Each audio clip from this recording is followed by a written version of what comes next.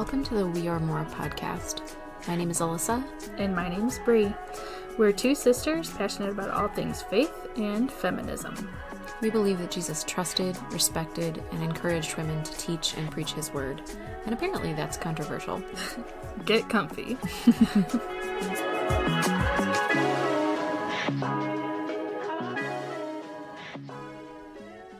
Hello! You're gonna hurt someone's ear. Hello! Someone's gonna kill you. Hello! I'm gonna kill you. This is the last episode in our submission series. My stomach just made a really weird noise. You just ate, so you can't be hungry. I'm digesting. So the first episode in this series, We went through an article on what this one pastor believed. it was why submission preceded the fall. You got it. There we go. And talked through some of, it was one particular article, but, you know, kind of the main arguments of that side of things. And then last main episode, we talked through why submission in Ephesians means something different than we've been taught. I feel like I say that all the time, but, and so this is going to be part 3. We're going to talk through another article by, okay, so I've been corrected on her name. Oh. Supposedly it is Marg. I've been told it's Marg. Who told you that? Mom listened to a podcast by Sheila Ray Gregoire. We love her. We do love Shout her. out. And I believe she knows the woman. Or she just mispronounced her name. It's very possible. Who are we to say? Either way. By Marg Mousko. I don't know. Mowczko. Yes. So it's up to interpretation, really. This is the same author that wrote the article that we worked through last week. And she is just so incredibly smart and educated. She's a brilliant Marg. Like, if you have the chance to check out her website, she has just countless articles. Do you think her real name is Margarita? Yeah, I think that's probably I hope it really is. I mean, there's got to be people out there There named are people Margarita. named that.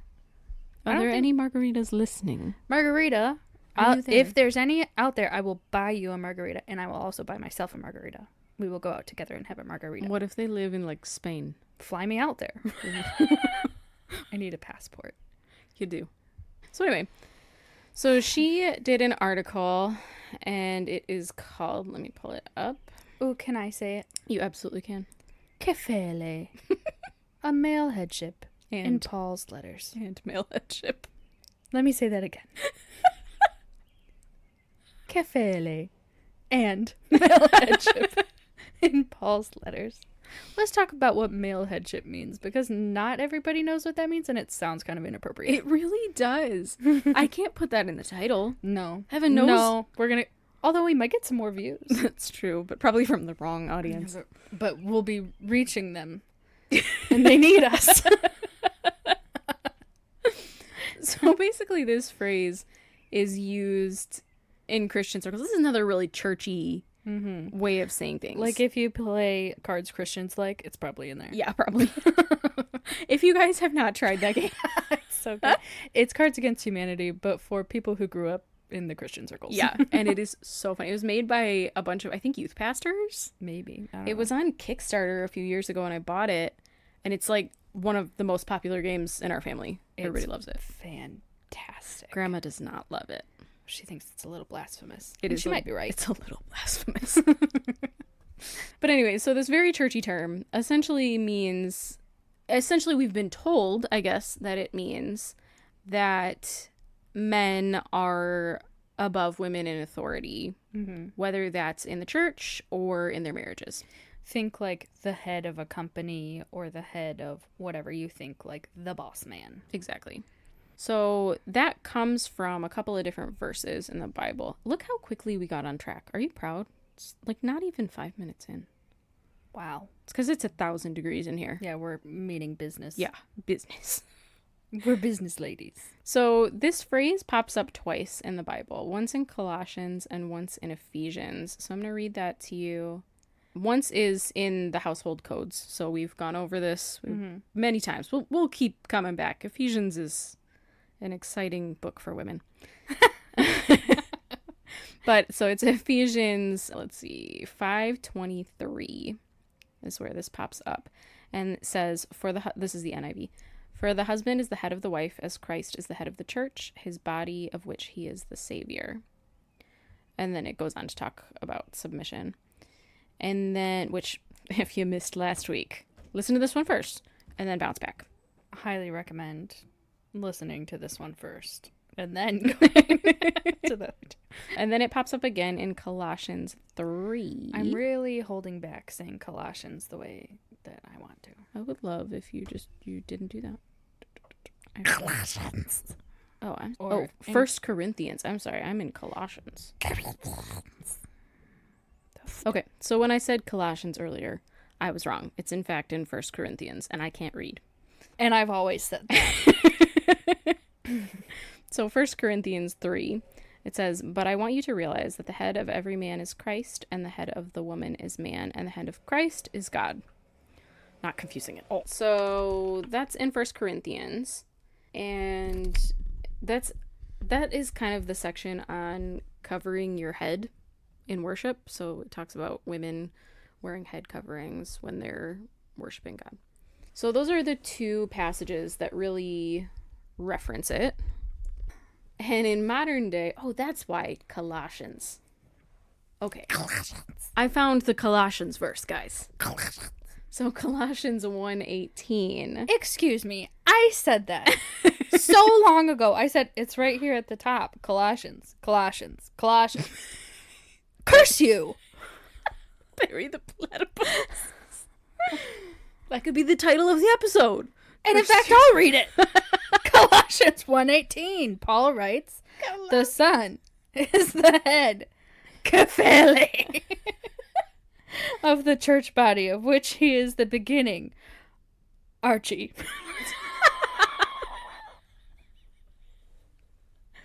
The firstborn of the dead, so that he himself may be first in everything. Was that clear enough? Yes. If you're wondering why she said Archie in the middle of that, it's because the author has put in several instances of, are they Greek or... Don't ask me. Okay, so the original terms. So that's where Kephalē comes from. Arche with like a flat accent. We should look up what that is. So, Marg. Arita. Yes. She talks about how this verse, so that verse in Colossians, is to show that Jesus was essentially like the beginning of everything. Mm-hmm. Which means Jesus was the beginning of everything. Jesus was the beginning of everything. Interesting. I like towards the end of the article when she says the head body metaphor means that they're both part of the same body. Mm-hmm. One cannot be without the other. So it doesn't make sense that one person has more authority. Right. You know? So then in Ephesians, where it says the husband is the head of the wife, we translate that to mean that he is the leader of his wife, that the man is the head of the company. Right. But that's not a perfect translation of the word Kephalē. Right. And Marg goes on.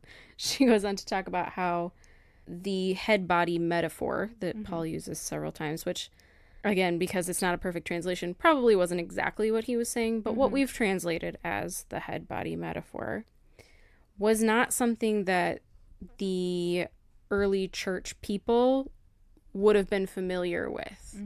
Like, the word Kephalē wouldn't have meant leader. It wouldn't have meant the head of the company, the head of the church, the head of the... Like, it didn't mean that. But because... I'm assuming it meant more relating to Jesus or God. Well, in Ephesians, it does talk about, the husband specifically. So that's the only place where you see, or that is the place where you see the husband and wife in this metaphor. And so then the question becomes, why? Why is Paul saying that the husband is the Kephalē of the wife if he's not the leader? What did it mean instead? So she says that it has the word Kephalē has a lot of metaphorical meanings, but a person in authority over others probably wouldn't have been one of the options. Mm-hmm. Like if you're doing a little Scantron, authority isn't one of the bubbles. Or if it is, it's the wrong bubble. Do they still do Scantrons? I think they do. I think they do. Mostly they do tests on the computer, though. It's not good for your eyes. Like, they bypass it. Well, neither is my phone, but here we are. So she says, nevertheless, today in Christianity, in our churches, we have assumed that Greek word means authority in the New Testament. Hey, it's Greek. Now we know. Greek. Give me a word. Any word. You have to finish the sentence. I don't know the rest. He goes, and I'll show you how the root of the word is Greek. Is Greek. Windex and whatnot. You sound like Grandpa a little bit. We come from Mediterranean descent, though you would not know it by how very pale I am. Okay, so this is very off topic, but your hair right now. Since when is anything on topic? We've lost our minds. It's so hot. Mm-hmm. Your hair right now. Because Brianna has a claw clip, a very large claw clip sitting directly on the top of her head. I don't like the judgment that's happening right now. If you've ever seen Princess Diaries 2, where the guy that does the hair, he comes in and he does her hair the first time, and then he shows her herself and she goes, I look like a moose. That's what I'm thinking of right now. You jerk. I feel like a moose. I'm so hot. Are mooses particularly hot? They're hairy. Mooses. What's the plural It's of moose? obviously meese. We all know that. Anyway, maybe we can hop back on topic. Back to Kephalē. Bringing it back around. Another piece of evidence that shows that Kephalē does not mean leadership or authority or any of those difficult words that we like to interpret it as is that the Hebrew word for head, which was rosh, meant your actual head. Mm-hmm. Like your physical body. Like my brain and your eyeballs, your nose. the rest. The part that looks like a moose. All that. So that was the word rosh. And translators, through time, translated rosh into Kephalē. Mm-hmm. So that physical part of your body, they made that into the word Kephalē over time because... It's like a game of telephone. Yeah, there's not a perfect translation for everything. Mm-hmm. We know that from modern day translations.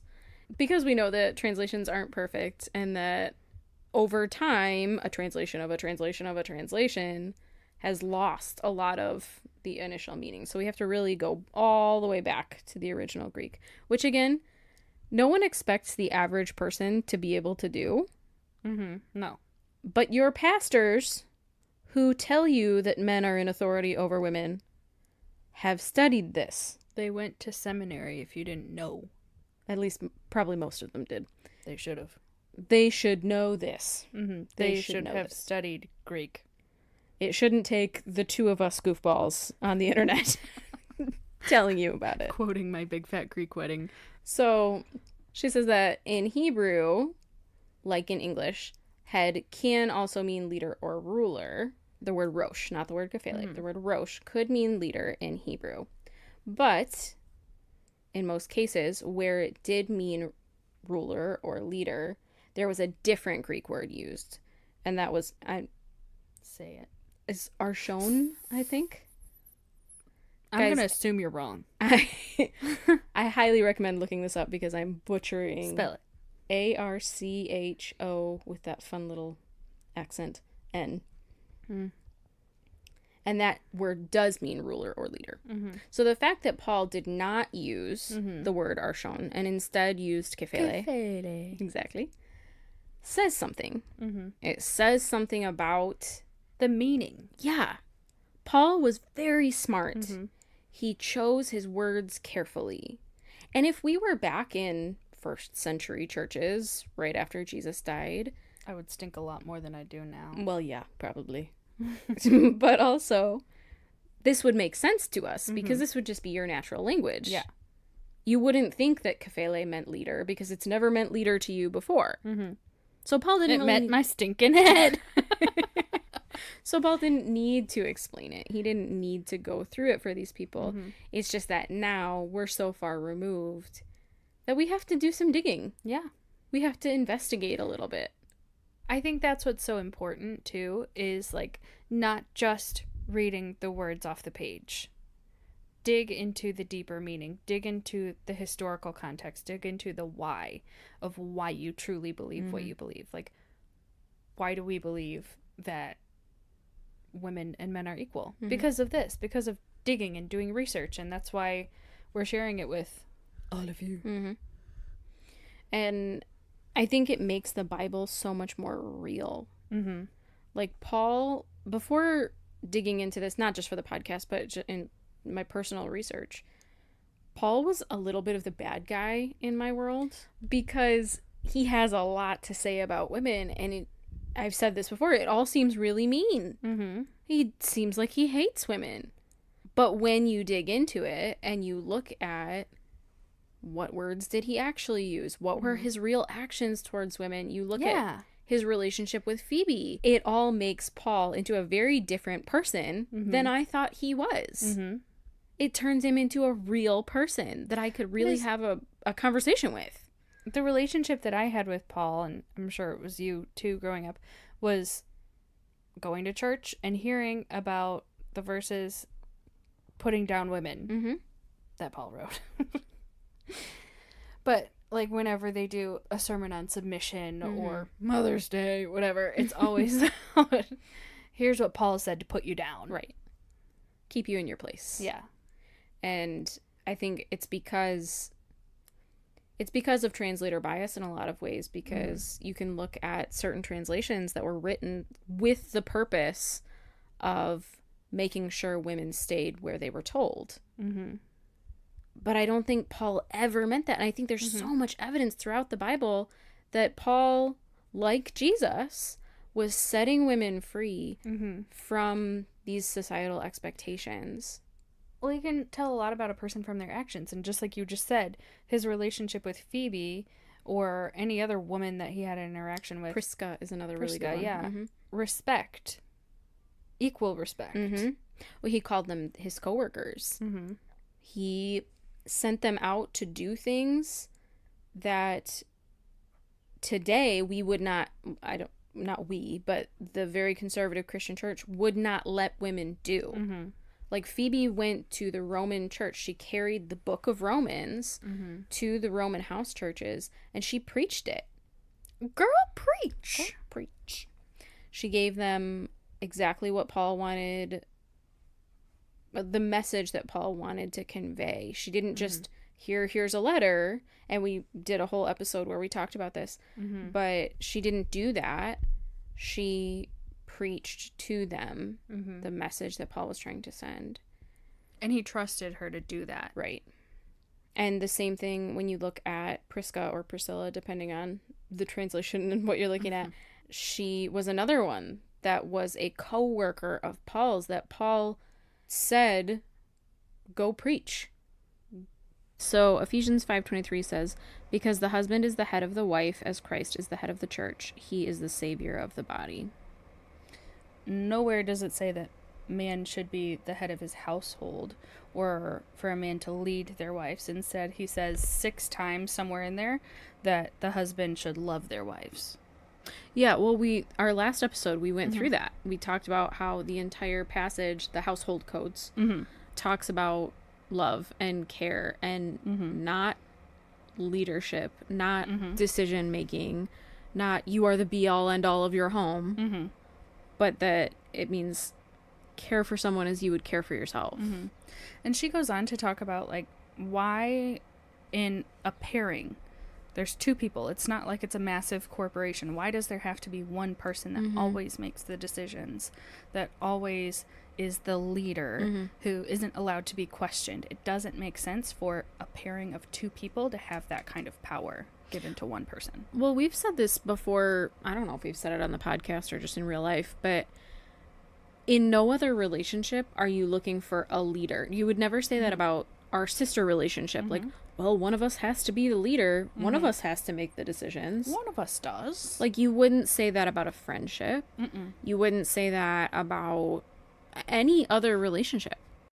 And all of the other people in your life would tell you, that's a bad relationship. Right. Why are you friends with her? Stop being friends with her. And we've talked about that so many times, how any situation where you're so desperate for power just absolutely leads to abuse. Yeah. Every single time. And we've seen it so many times in this submissive marriage unit. Well, I see it playing out in our world today. I mean, I can point to situations and say, this is an abuse of power. And even if you want to subscribe to the submission-based marriage, which I don't have major issues. Oh, that made it sound like I don't have major issues with it. I do. I don't agree with it. I have major issues with it. Sorry. You screamed it too. Sorry. Even if you do, like, let's say you're fine with that. That's the way you want to live your life. I guess have at it if both of you agree to that lifestyle. Even in that, don't abuse your power. Even in that, for the men in those situations, you're still supposed to be the loving, caring servant that Christ calls you to be. Right. Not some authoritarian leader. Because she goes on to talk about this later, but like the source that they're always talking about is not males in general, men in general. They're not the source, because God is the source. And just because a lot of their arguments are, well, Adam was created first and then Eve was created from Adam, so therefore he has authority. Adam really had nothing to do with it. Adam was asleep. He was passed out. And God was like, don't mind me. I'm going to take your rip. I'm going to take your rip. Don't mind me. He was passed out. He had no idea what was happening. And God made Eve in his own image. Right. Adam had nothing to do with it. Yeah. God is the source. God headship. I don't like that either. We need to find a new word. She goes on to say, I'm just going to quote it because I wrote it down in a quote. I'm proud of you. She says, many Greek philosophers and writers such as Plutarch. There you go. taught that husbands are the leaders and rulers of their wives. In contrast, no Bible author, including Paul, tells husbands to be the leader, ruler, or authority over their wives. Rather than using any of the Greek words which mean ruler, leader, authority, Paul used Kephalē, which with like the with body to highlight the connectedness of husband and wife. So they're supposed to be connected. They're supposed to be one singular unit.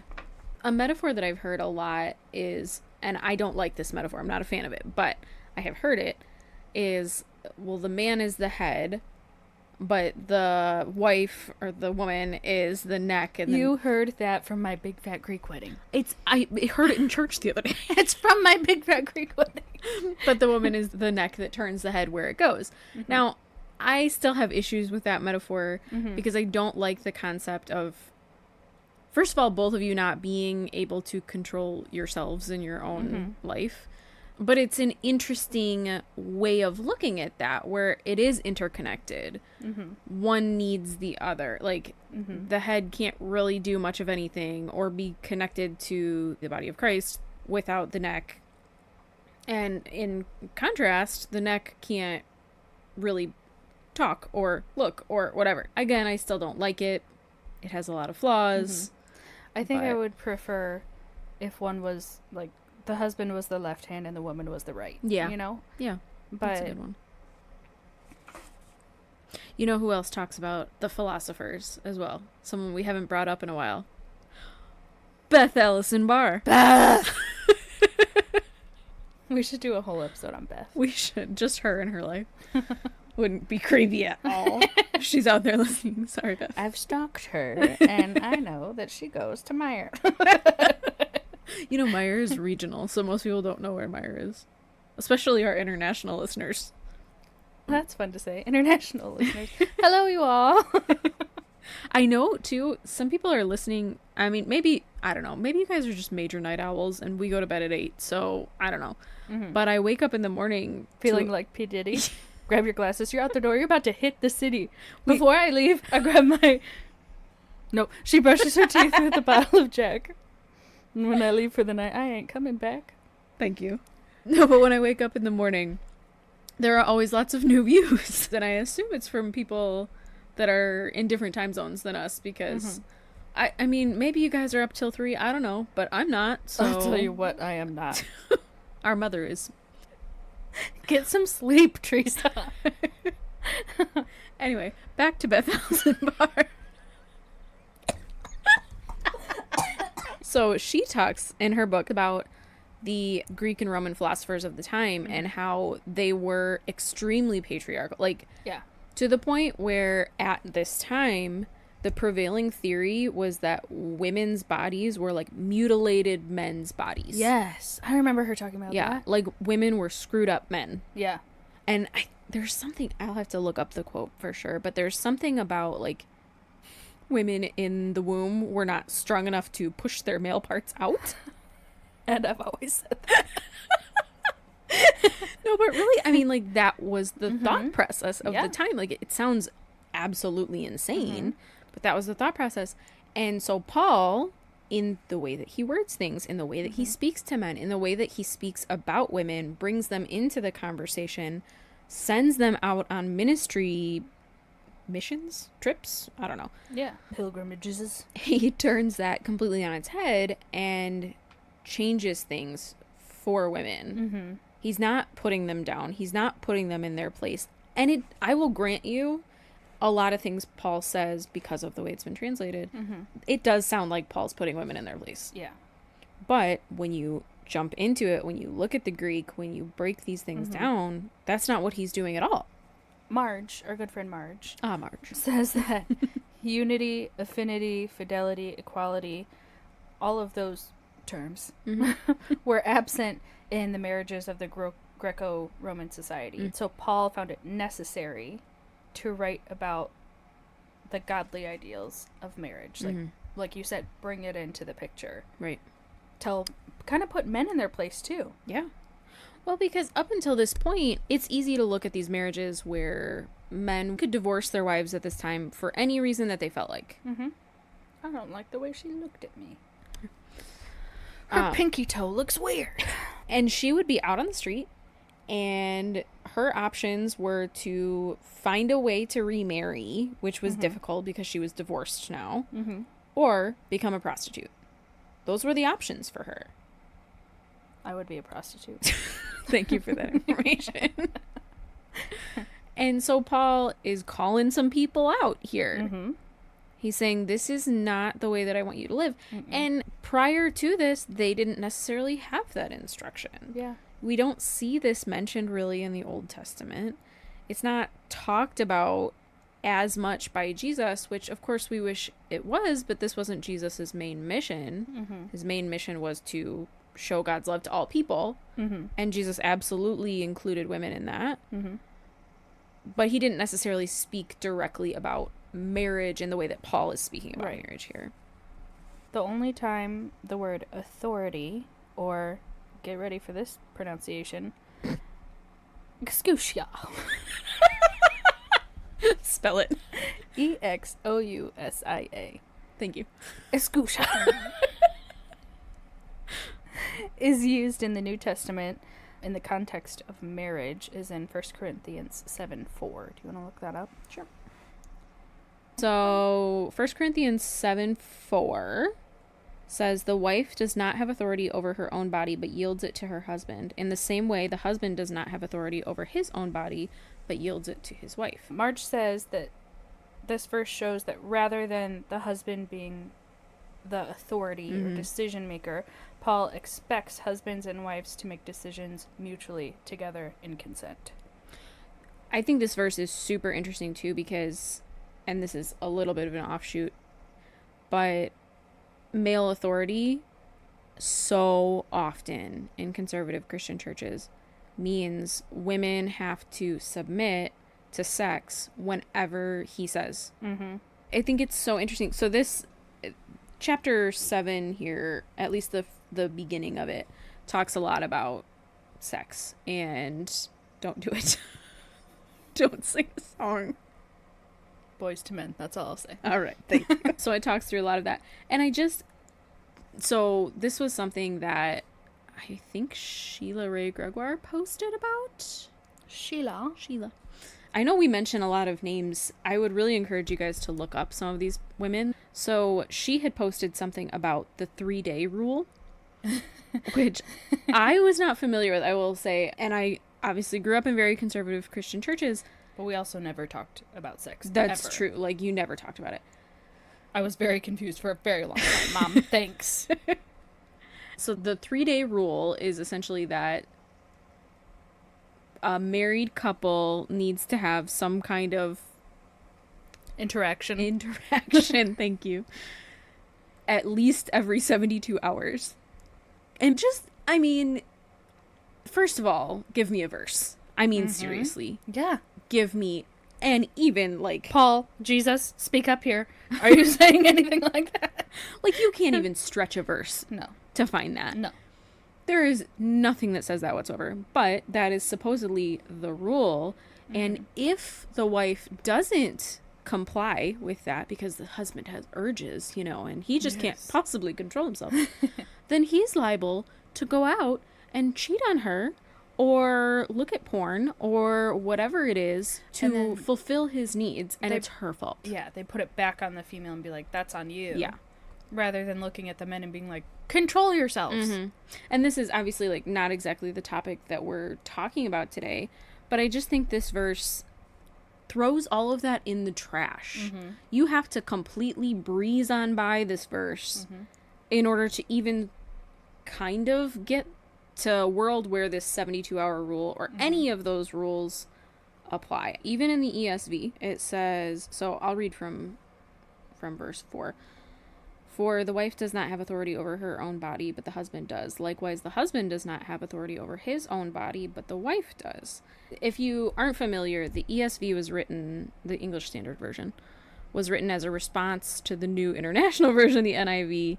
It was written from a much more conservative place. So the NIV came out and took a lot of like traditionally translated as male verses and made them gender neutral. Because that's what they should be translated as. Right. They didn't just do it for fun. They translated They looked at the original transcripts and translated it exactly. that way. So the ESV was written in response to that because bunch of the Baptist pastors decided that it was gender neutralizing the Bible and that was not okay.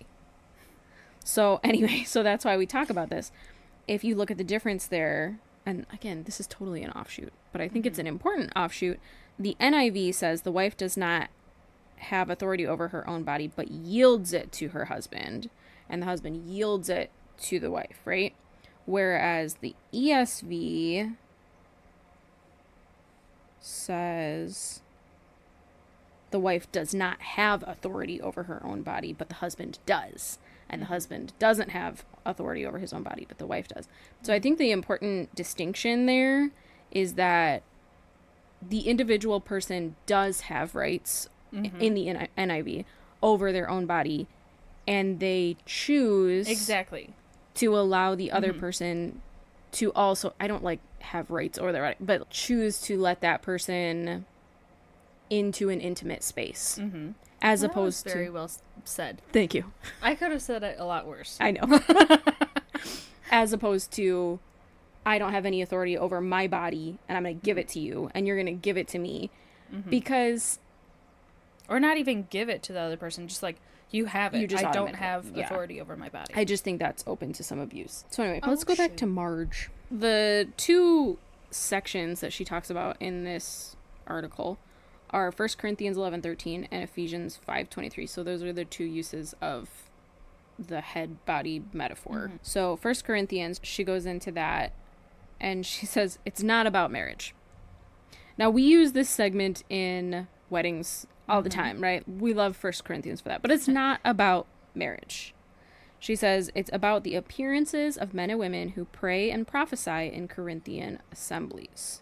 So that's why most English translations use man and woman as opposed to husband and wife in this verse, because they're not talking about husband and wife. Exactly. But we like to take one thing and make it a blanket over everything. So 1 Corinthians 11, let's read from verse 1 here. It says, and this is the CSB, is the translation. It says, imitate me as I also imitate Christ. Now I praise you because you remember me in everything and hold fast to the traditions just as I delivered them to you. Now this is Paul speaking. Paul? The whole time it's Paul speaking. It's Alyssa speaking, not Paul. Shut up. And now this is verse 3. But I want you to know that Christ is the head of every man, and the man is the head of the woman, and God is the head of Christ. Every man who prays or prophesies with something on his head dishonors his head. So she says that in this, again, the Greek word here is Kephalē. Nice pronunciation. Thank you. It's like you listened to a video right before we started shooting. Well, I listened to you the whole time we were. Kephalē. So when it says, but I want you to know that Christ is the head of every man, and the man is the head of the woman, and God is the head of Christ, right? So first of all, not talking about marriage, just talking about people, humans. And again here she's saying it's not talking about authority. It's easy for us to read that and say authority. Like I mean, because that that's tracks. our 2024 English speaking brain. Exactly. If I was to say I am the head of the company, that would mean you're the leader. I'm the leader. I'm the head of this family. I'm the leader of the family. I am the head of Brianna. I'm the leader of Brianna. Watch it, sister. But that's not what it's saying here. It's saying God created man, and then he took man's rib, and he created women. Exactly. So she's saying it's, in this verse, it has a sense of firstness or origin. Which, again, firstness does not equal authority. Well, we talked about that in the last episode, that if firstness means authority, actually 2 episodes ago, 3 episodes ago? It's unclear. A while ago, guys. I'm gonna submit to the dog. I'll say it again. All the animals were created first. So if firstness really is the be-all, end-all, humans were last. Yeah, we should all be tree huggers. I mean, submit to the fish in the sea, submit to the sun, submit to, like, everything else came first. The dirt in the ground. You're really unimportant in that scenario. Yeah. So, firstness for early church writers wouldn't have meant leadership. It wouldn't have meant any of that. Additionally, if we're talking about firstness, Christ didn't come first. Christ came last, right? He put himself last, not first. Just saying. Deep. Thank you. That's what I was going for. So then the other verse that she talks about is Ephesians 5:23, right? Now this one is about marriage.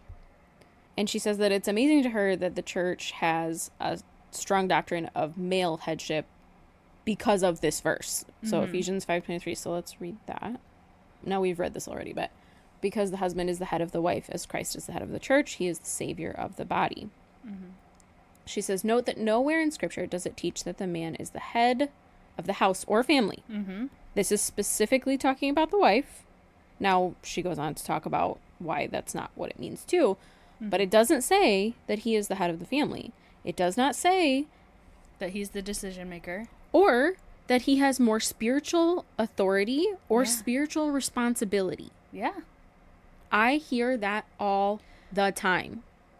That has been interpreted so wrong in so many ways. Like all the weddings that we've been to or church services that we've been to. Just because you are a man, because you have... You pushed out your boy parts in the womb. Just because you had the strength to push out your boy parts in the womb doesn't mean that you are more spiritual or more wise or anything over me. Well, I feel like I've gotten that thrown at me countless times. That you didn't push out your boy parts in the womb. No, not that part. I've never heard anyone say that to you. You said it just yesterday. You're right, I did. I was like, Alyssa. You have no authority here.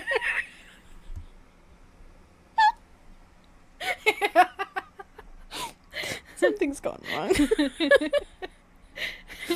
Anyway. Maybe they just didn't have the strength to push out their boobies in the womb. They didn't have the strength to suck it back in. Anyway. I've had that said to me before. Men have said this to me, I'll say specifically. When I get to heaven, I am more responsible for the spirituality of my family than my wife is. But where does it say that? Give me a verse. Mm-hmm. Ephesians, literally, even if you forget the Greek, all it says is the husband is the head of the wife. Why does that automatically mean now I have a place of authority in my entire family? And we're not just talking kids, we're talking grandkids, great-grandkids. Like, he's this superior figure. Right. And he is the head of the whole family. And I want to go back to that one verse, I forget what it was, but we've said it a couple times, where it was like, yes, the first woman was born from man, but don't you forget every other man after that was born from woman. Mm-hmm. We've referenced it many times. Mm-hmm. So that's Paul as well. Mm-hmm. Turning things upside down. Right. Taking what was expected at the time and saying, this is terrible. Right. This is terrible. This is not what God wanted for you.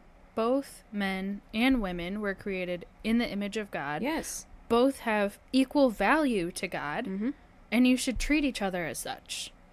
And on top of that, we talk a lot about how this impacts women, because we are women and that is our experience. I am a woman. Hear me roar. We talk about how this impacts women because we're women and that's the experience that we have. But the system as it is now is not beneficial to men either. It seems like it is because total Power and authority. Yeah, sounds great. But practically, as human people, we need interaction. We need support. We need love. All of us, men and women, require that. Now, I've heard many people say that women need love and men need respect, as though the other person doesn't need those things too. Right. Men need love and women need respect. And we need to stop lying to our boys and our men and saying that they're not allowed to have emotions. They're not allowed to want love. They're not allowed to cry. Right. Like, we're just dehumanizing men. If you have to be the leader 100% of the time, when do you get to break down? When do you get to fail? You have to believe that there's so much anxiety and depression if you feel like I have to succeed. Right. I have to be the best at everything I do. And if I fail, I screw over not just me, but my entire family. And God. And God. Well, they say men are way less likely to seek counseling, to seek therapy and talk to someone, in large part because of this toxic masculinity attitude. This is not benefiting anybody. No. When you look at marriages, Christian marriages, sincerely, I have yet to see a submissive marriage that functions in a healthy way. Not ever in my life. And we've been surrounded by them. Left, right, up, down. If this was God's perfect plan, and I feel like we harp on this, but if this was God's perfect plan, why would he make it so hard? Yep. Why would he make it detrimental to women and men? When he made us because he loved us. Right. He loves women. He loves men. It doesn't make sense. I think we forget that so often, particularly in the more Baptist conservative traditions. We take the love out of it. We do. We absolutely do.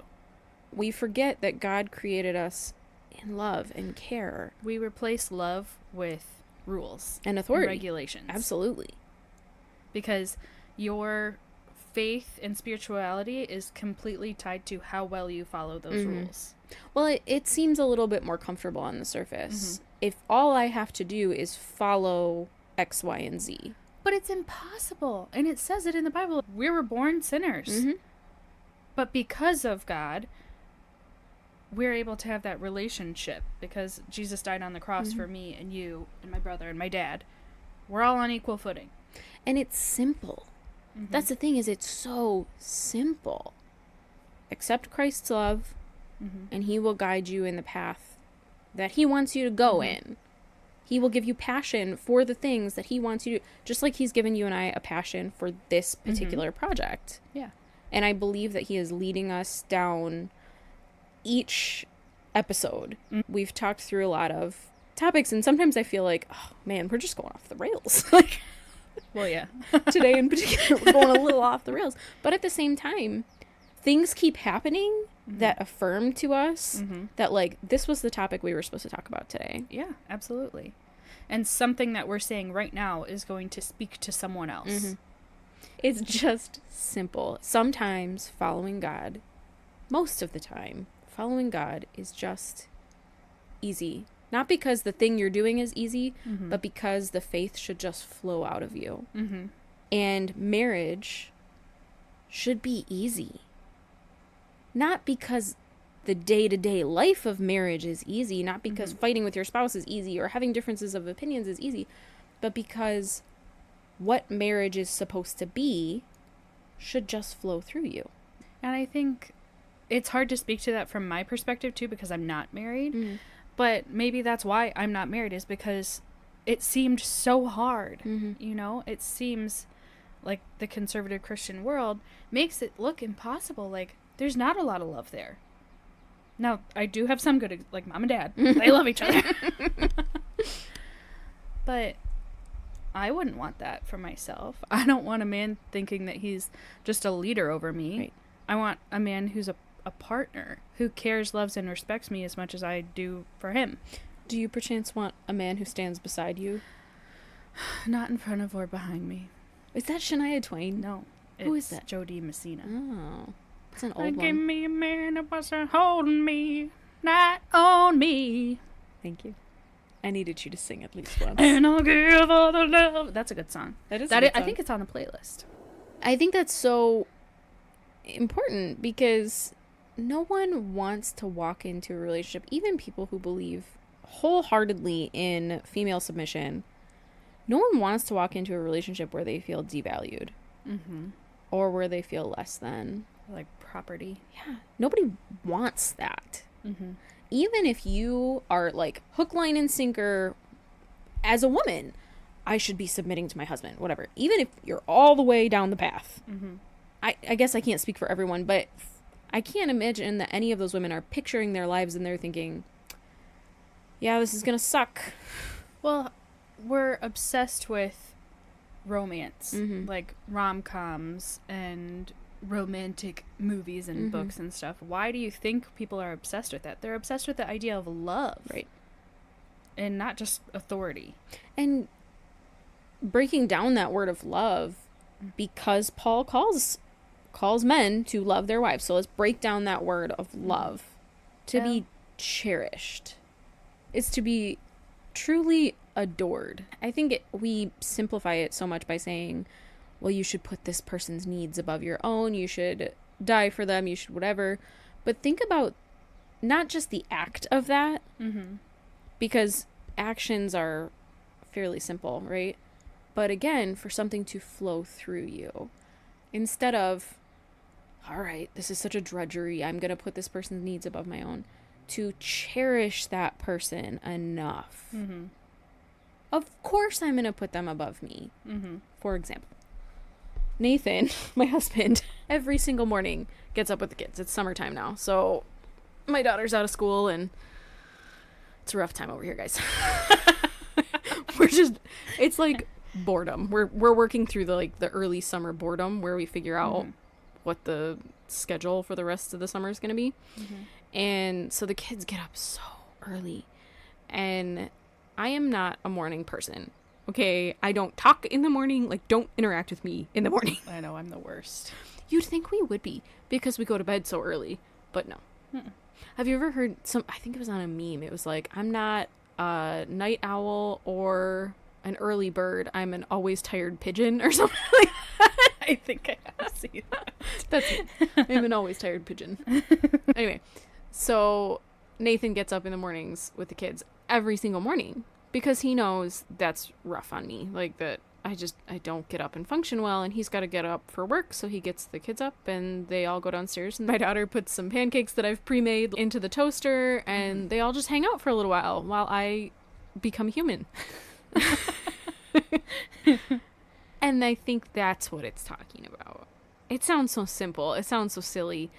But to love someone enough that just putting them ahead of yourself is just natural. And I guess that's what I think marriage should be. And so often, it's not. And it's not even an expectation. I think if you're going with what God wants, it should be good, right? It should be the best God has to offer. Not to say that following God doesn't have its trials and tribulation, but look for the good. Find the good. And God's perfect plan, we use that phrase all the time. So God's perfect plan, as in what he wanted humanity to be before sin entered the world. God's perfect plan should be easy. It should be perfect. So if this is God's perfect plan for marriage, we shouldn't have a bunch of women miserable writing blog articles on, you know, I thought submission was going to be terrible, but I guess now that I'm living in it, nobody died. And that's the best thing that you can say about your marriage. Yeah. Is like, it's all right. It makes me sad because I think Christians are getting divorced, I believe, statistically at a higher rate than non-Christians. And it's because of this garbage. It's because of this stupidness. If this was God's perfect plan, it would work. God isn't stupid. Whoa, watch it. God didn't make a bad plan for us. He made a good plan for us because he loves us. And we're choosing to make it complicated. That's what humans do. So let's stop. That's right. You've heard it here first. We're stopping. Well, we are. I don't know what you're doing over there. So, anyway, back to this article. Back to Marge. So, our good friend Marge, in her conclusion, she says that headship is a term that does not appear in the Bible. Yet male headship or male authority has been part of the church's dogma for centuries. This is because many have interpreted scripture while being influenced by the prevailing patriarchal culture. That's not easy to say. No, it's not. God has tolerated patriarchy in the past, and he continues to tolerate it, but true equality and mutuality are the biblical ideals that kingdom people should be aiming for and aspiring to. Male headship and male primacy do not reflect the gospel message of freedom and equality for all people. I want to just hang out there real quick. Freedom and equality for all people. Freedom in Christ. We talk about that all the time. But we are not free in the way that we've set up marriage. And I think that's true for women and for men. If we're stuck in these boxes that we've created for ourselves, and you have to be this type of woman or you have to be this type of man, there is no freedom in that. No. It's pretty hard for God to use you when you're sitting in a box. Throughout this article, I love how she takes everything that we've thought, she addresses it, and then she says, okay, but if you really look at what Paul actually wrote in the language that Paul was speaking in, here's what he said. And I don't know how you can refute that. You can't. Okay, if you have the opportunity to look up her blog, there are so many articles in here that are so well researched. Well, and I think everybody should do this kind of research. Figure out why the Bible is saying what you think it's saying. Dig deep into it. Research it. Look at people like Marge and Beth. And Sheila. I think they're great sources. Well, I think for so many of us, our interaction with the Bible is church on Sunday and maybe doing your daily devotions where you read from Our Daily Bread. That takes me back. I know. To a place. There's got to be a song that starts with that. I just walked in and found you here without that look upon your face. Thank you. So you might do your little devotional and read a couple of verses or whatever, but you essentially just hear what that devotional or that pastor tells you about it. And that can really create a lot of bias. So you do see a lot of this gender bias because that's what they want you to hear. I don't want to have this like big they want this, but at the same time, that's what the patriarchal structure that has taken over so much of the church wants you to hear. Yeah. And I would consider this kind of research and digging deep into these topics, that is also devotional. That's also spending time with God. Yeah, when you're researching these things, first of all, this article in itself has lots of verses in it, but jump out of the article and read the whole passage. Yeah. Because that's so important to read the whole thing in context. Sometimes on the podcast, we'll pull out just a verse because we're only here for an hour. And I don't know how to read. And I've always said that. And be in prayer while you're reading these things. There's a podcaster that I listen to. I think she doesn't have her podcast anymore, but her name is Blessing. And she talks about similar to what we're talking about now, but she said she's in constant communication with God. Like, it's not just a prayer that she prays before she eats and before she goes to bed. Like, her whole life, she's just talking to God in her head, like her inner dialogue.